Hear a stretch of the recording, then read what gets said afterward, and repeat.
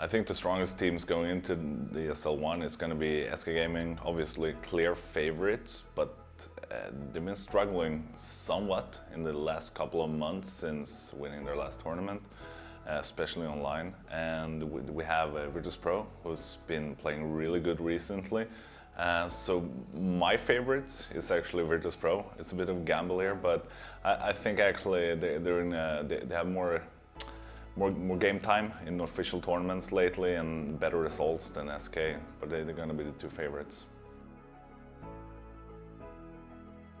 I actually, Fnatic might be able to do it, and yeah, Astralis, if they stop choking on LAN, it would be much interesting to see, because I mean, looking at them playing online, it's a totally different team from seeing them on LANs, or especially important games on LANs, where they always manage to choke for some reason, pretty much.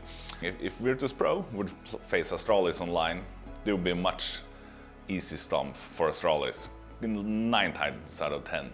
Here, if you switch it around to LAN, Virtus.pro is going to be 9 times out of 10.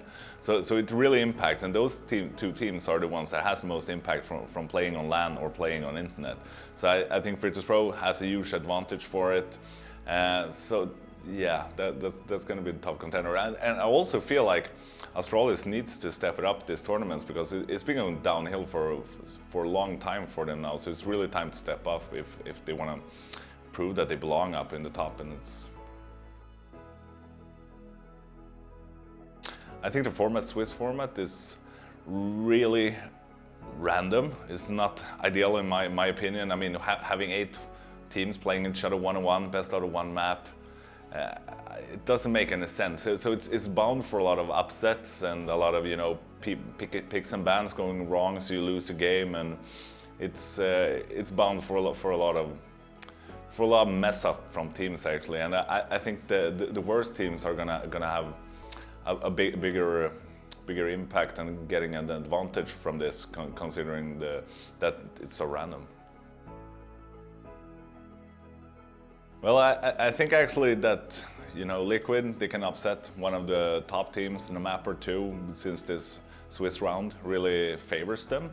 But I don't think they have the chance to take it all. And same with Optic Gaming. I mean, they have Mixwell, Spanish star player, really good, and he really thrives when he's playing in front of a big crowd to do those crazy rounds. That might actually have an impact, but unfortunately for the NA scene, I don't think any of the teams are good enough to even make it to the grand finals.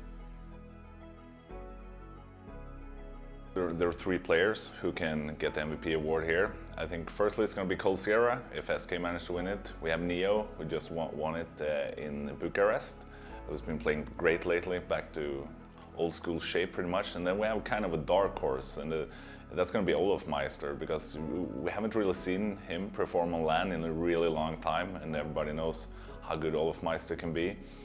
So he's going to be my upcoming third there.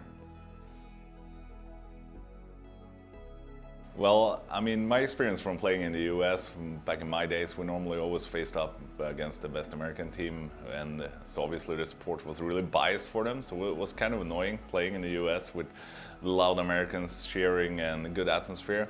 But then we saw the major in Columbus that we had now, and I mean, they were amazing towards all the teams there. I think they managed, the crowd there managed to lift the whole tournament for another level